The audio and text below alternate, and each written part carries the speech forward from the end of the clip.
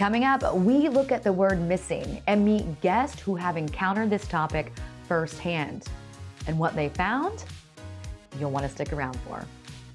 You got to do what you feel is best for you.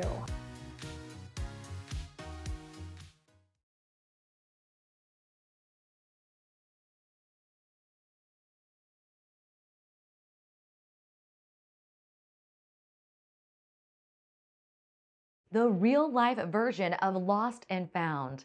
Today's guests open up about loss and what's been missing in their life. But what they found, now those are stories you must hear.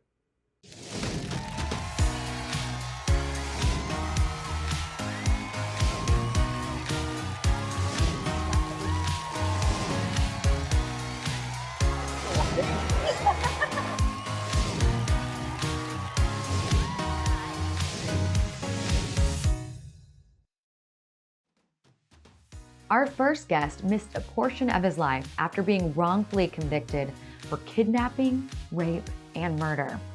After his case was overturned and he was exonerated, he still felt something was missing. Let's take a look at what made him whole again. Marcellus, welcome to the show. Thank you. We're talking about the word missing today. And there was a major part of your life that was missing because you were wrongfully convicted. Let's talk about your journey. In 1987, I was getting ready for school, and the police showed up at my door and said they wanted to talk to me about some burglaries that was going on in the neighborhood. And I then had no problem with it because I believe in the justice system, the police, being 16 years old. And I went to the police station where I was ushered into an interrogation room. At that moment, did they say why you were there? Because you went in what you thought was burglary. Yes. Did they tell you what they were actually trying to do or say you did? No, not at that moment. It's just me in the room, handcuffed to a wall. Wow. Yeah. When did they tell you that you were being arrested for murder, rape, And kidnapping. and the kidnapping? And a robbery. It was about 2 or 3 hours later that they came back in the room with gloves on, and then they told me about the nursing students who was killed on the railroad track. Mm. And I told them I thought y'all was questioning me about burglaries. When did you have that moment of, I might never get out of here and I might actually go to prison? Well, I thought that my life was going to end that day. That day? Yeah, because they was telling me if I don't sign this confession they had written, that they was going to take me somewhere and kill me. I can't even imagine what that moment was like. So did you sign the paperwork? Yes. Survival. After 2 to 3 days later. How long did you go to prison?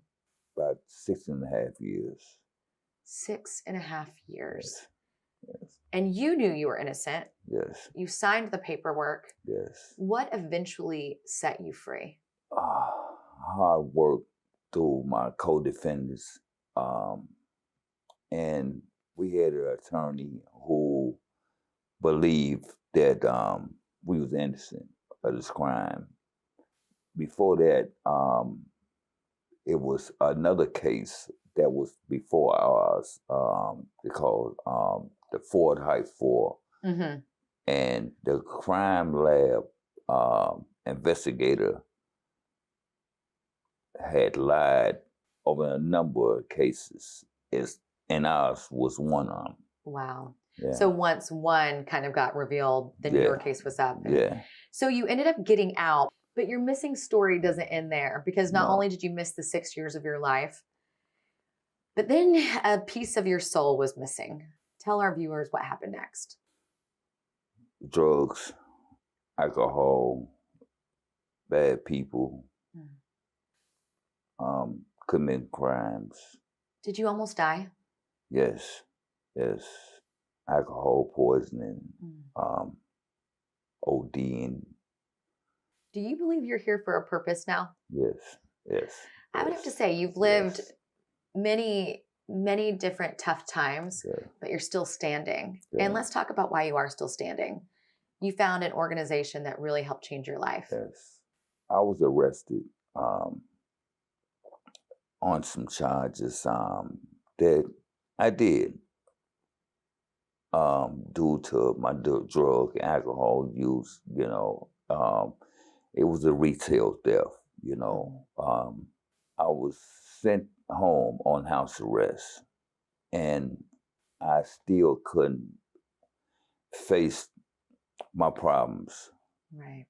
Doing the alcohol and drug use, I cut off my band and ran out of the house and was sent back to the county jail. And the judge, he had belief in me, and he said, "You're not a bad person. You just had some tough times in life, but I know a place you can go, a safe haven, and I know you can straighten out your life." So at a safe haven, what did you find? I found hope.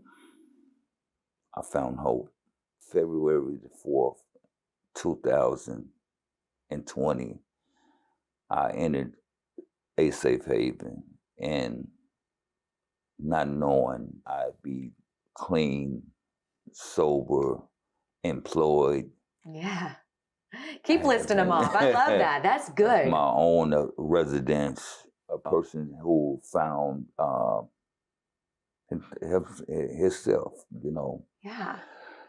And in case people don't understand what a safe haven is all about, it's actually an organization that believes in people that have hit tough times. Yes. And they say, maybe the world doesn't think you can, but we believe you can. Yes. And they pick people back up. Yeah. Have you found a community there? Yes. And they made me confront everything that was bad about me. Wow. Yeah. So you literally had to look yourself in the eye. And do you feel like you have found your soul? Yes, I have. It sounds like to me you just found that community that can carry you. Yeah. It's amazing. Marcellus, thank you for opening up today. I know it's not always easy to go back into those dark places in our life, but when we do, we see that there is hope, just like you found hope. So thank you so much for coming on. Thanks. Prison can be one of the many ways kids are missing their fathers. Our next guest saw a gap and decided to fill it. Let's meet the man behind Dad, How Do I? Hey kids! So today I'm going to show you how to unclog a toilet. So today I'm going to show you how to tie a tie. Today I'm going to show you how to use a stud finder. Robert Kennedy, also known as the Internet's dad, is the creator of the channel Dad, How Do I on YouTube. Here he is a father figure to his 3.5 million subscribers, giving everything from life advice to how-to tutorials for those who are unable to receive it from their own fathers. I thought I was going to be helping 30 or 40 people. I just was trying to pass along something to help. How to change a tire, how to tie a tie. And it's resonated on such a different level like you're speaking about, which is, on one hand, I'm happy to be able to help. On the other hand, it breaks my heart. Rob's own experience with a missing father encouraged him to start this YouTube channel. When I was about 12, our family started falling apart. My dad got custody of us, but he didn't really want us. He came home when I was 13 and announced that he was done raising kids. We were either going to go off to foster homes or the older siblings would have to take us in. And thankfully, my brother took me in. A big thing I want people to know is, again, it's temporary and you don't have to live in the past. You can just move forward. So thankfully, I've been able to share my heart a little bit, other than, just how-tos, because there's way more to being a dad than just fixing things. With 2 children of his own and the millions on YouTube, Rob is doing an incredible job supporting people that he's never even met. He recently authored a book to bring his advice into more homes. What I'm hoping to do with my channel is to be able to have people stand on our shoulders. I hope that was helpful for you. Thanks for watching, and God bless you, and you got this. Next up, we head to Oklahoma and meet a high school senior who turned her missing year into a new career. Blonde hair and big blue eyes, you smiled at me and I realized God bless me when you walk through the door. My name is Bailey Ray. I'm 18 years old from a small town called Roberta, Oklahoma. I'm an aspiring Texas country music artist, and I've been doing that for about 3 years now. Bailey Ray's life hit an unexpected patch in 2020. The coronavirus pandemic caused her school to shut down, leaving her missing out on one of her most important years of high school. However, this missing year also brought surprising new opportunities. The pandemic caused so many things to change. It was my senior year. We didn't have a normal graduation, and we didn't get to have prom. It just wasn't the typical senior year. The same day that I got the call that my school canceled was the same day I got the call for The Voice, and they asked me to come to LA. It was life-changing. I was on season 19 of The Voice. It was definitely hard at times, but I think you just have to have a certain confidence and you have to believe in yourself. You have to know that whatever you do, you have to be happy with, because you can't go back and change it. So I think that's something that I had to learn. John Legend, I learned a lot from him. He pushed me vocally for sure. He had me hit notes that I never thought that I could before, and I was kind of nervous too. And I definitely gained some confidence from it for sure. In the end, her missing year actually helped her find something much bigger. There was 40,000 people that had tried out. I think that was the number, was 40,000. And for me to make top 9, that's insane. I can't even put it into words. I'm so blessed and so grateful. I've had a lot of people support me, whether it's from my high school or just random businesses in the community. It's just the community support has been absolutely incredible. Regardless of the chaos and the gap of this year, she is pushing on. Even though, coronavirus took a hit to all of us, it's still awesome to be able to perform, be able to connect with a crowd. That's just starting to pick up just a little bit. So even though what seemed like a gap, I can't wait to see what the future holds. I'm in love, I might an awful mess, I'm in love. It only took one kiss, I'm in love. Didn't know I could feel this way. Missing, a word that we've examined on today's show. However, our next guest is a reminder how sweet the reunion can be. Welcome to the show. Thank you. Thank you for having us. So the reunion, we have, first of all, Lola, Yes. which we have not ever had a dog in our new studio. So Lola, you are a first. I'm so excited. Woo-hoo. Yeah. But I bet you're even more excited than I am to have her here because you actually lost Lola, who is your service animal. Yes. Take us back to what happened. Well, it started in October of 2017. My husband and I took Lola to go visit some friends in Elk Grove Village, and she was in their backyard during the visit. And then I would say probably about a half an hour later, our friend received a phone call from his neighbor saying the dog escaped from the backyard. That they have a chain link standard height, about 4 feet, with a gate, and the dog was running down the street. In that moment for you, because she is your service animal, what did you feel like? I felt multiple emotions. At first, I was angry at her, like, you know better. You're not supposed to do that. But then it was complete shock and fear because we've never been there before, and I don't know the area. And we were supposed to be there just for the day. Right. And it's like, she better come back because we got to leave. So then take me to what happened next. Did y'all go look for her? And we did. We put it out on Facebook almost immediately that she was missing. And my friend received a message on Facebook that she was a couple of roads over in these people's yards, just relaxing up against their house in their porch. And we immediately went over there, and they were like, we forgot to close the gate, and she took off. Again. Yes. So again, it's a new neighborhood, and I'm not familiar with it. And I don't know what to do. Right. I don't know where to go. So what did you do? When did you come to the conclusion that she might actually be lost? Probably within a couple of hours. The next day, we ended up staying the night at a friend's house. And that was on a Sunday, and we spent all Sunday looking for her. We joined multiple Facebook groups. Just to spread the word. Yeah. And tell us what type of service dog she is to you. She is my seizure response dog. Very important. It's very important.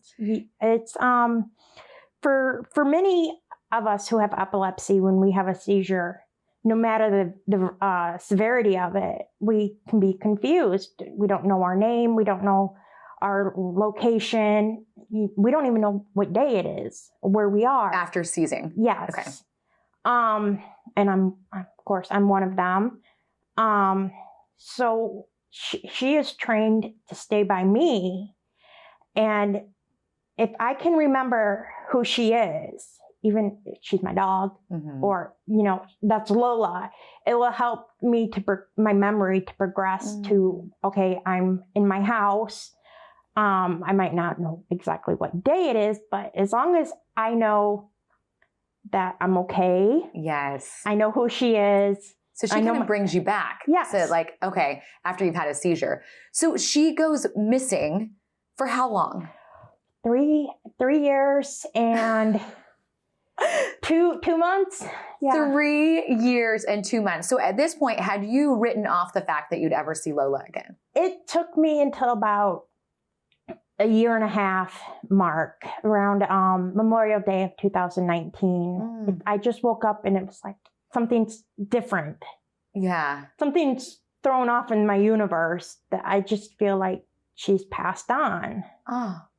I'm like, I don't know. It just felt that way. Yeah. What got you to the point of receiving the phone call and hearing that not only, I think we know the end of the story because Lola's here today. Right. But what got you to that point? Like, when did you get the call? It happened on December 3rd. I got a text notification, and it just said, "Your pet Lola." And I just ignored it. I'm like, she had a birthday coming up in January. So I thought it was maybe like, oh, it's Lola's birthday. Here's a coupon, something like that. So I ignored it. And then about a minute later, I got a phone call. So I'm like, I don't know the number. I'll just answer it, And it said, you just received a text message. Your pet Lola's been found in DuPage County. And I'm like, what? What? I'm like, yeah. And it had been 3 years. Yeah. I just stood there with my phone, and all I could say was my husband's name over and over again, like he was in trouble. Stephen. Yeah, I'm like, that's all I could say because my brain couldn't grasp that.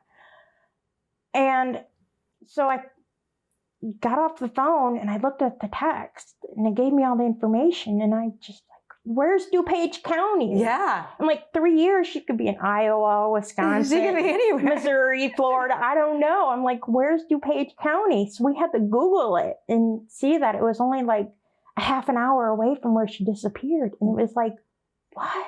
So you call DuPage County. Yeah. You find out that Lola is actually alive and well. Did she have another family at this point?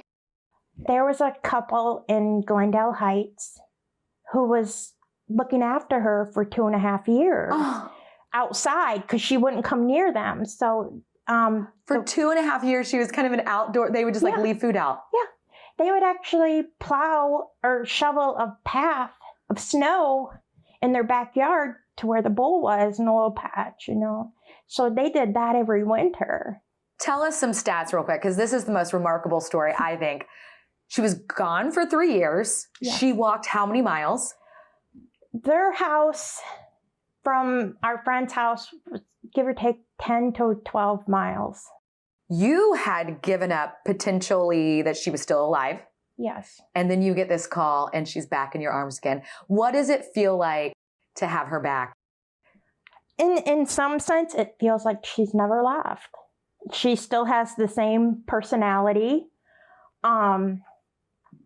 You know, when it comes to her health, there is a little bit of guilt because I feel like I didn't do enough to protect her.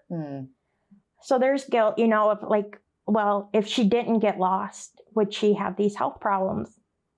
So that, you know, it's an emotional roller coaster. You kind of have to snap out of it. Since she's been back home, has she saved you after a seizure?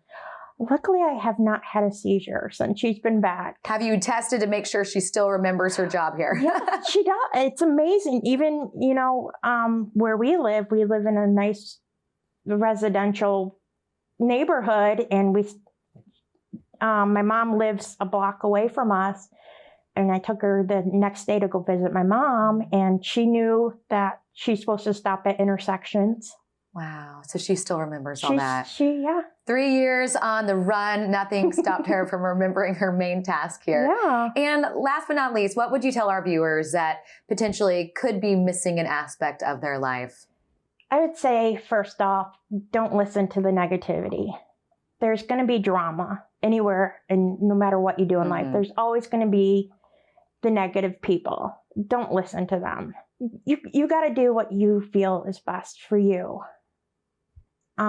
If that is, I want to get a whole bunch of people and we do everything we possibly can, then do it. If you just want to do the bare minimum, contacting animal shelters, then do it.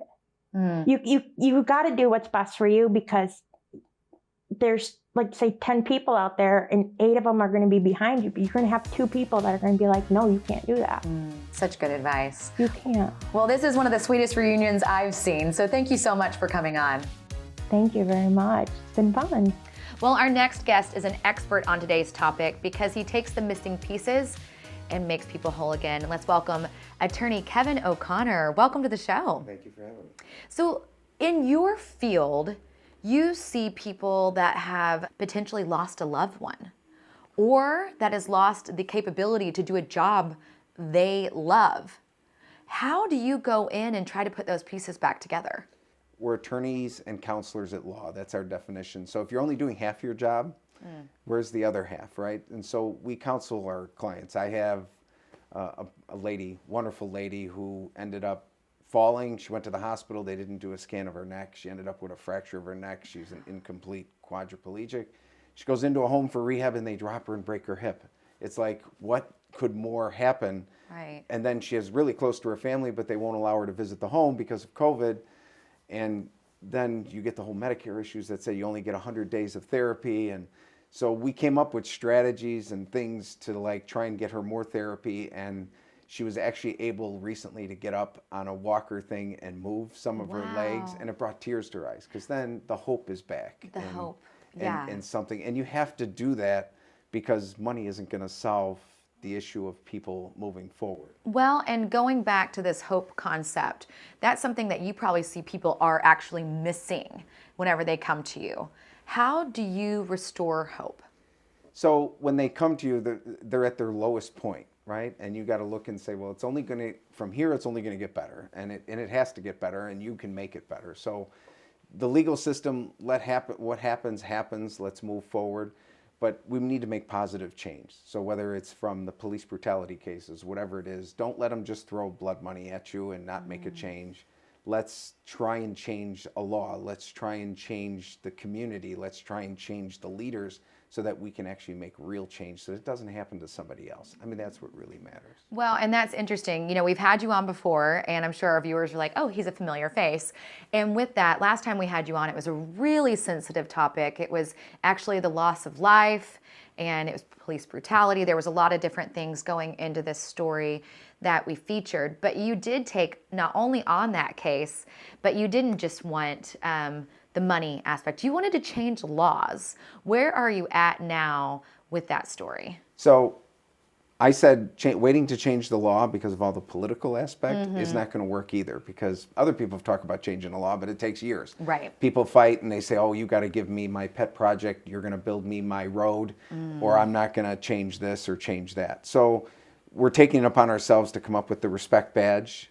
We've now moved forward. There's some aspects to where we're going to have the community like give the police the badge that says they've earned their respect, but then mutual that the community gets one too from the police department, so that there's a mutual coming together. If we don't restore that hope and respect and the officer-friendly aspect that we all grew up with, right? Yeah. It's not going to change, and nothing's, because nobody trusts one another. What would you say to our viewers that are feeling that they are missing something? I mean, you work with people day in, day out that come to you kind of in this rock bottom moment. What would you say to viewers that are relating with that missing aspect? I would say that COVID gives us a new opportunity, because everyone's kind of learned to live back at home, kind of work remotely, kind of deal with all the stresses of that. Now we're going to be opening back up. I think everything's going to, the economy's going to get back. I think we're going to come back stronger. America always has, right? I mean, whether it was a war or whatever it was, everyone thought, oh my God, we're going to go down. It's doom and gloom. And there's always been a huge boom after the downturn. And it's because people's attitudes change. People learn to be nicer to one another, learn to say, how are you feeling? How's your family doing? I can't tell you that how many lawyers, judges have asked, how are you feeling? How's your family doing?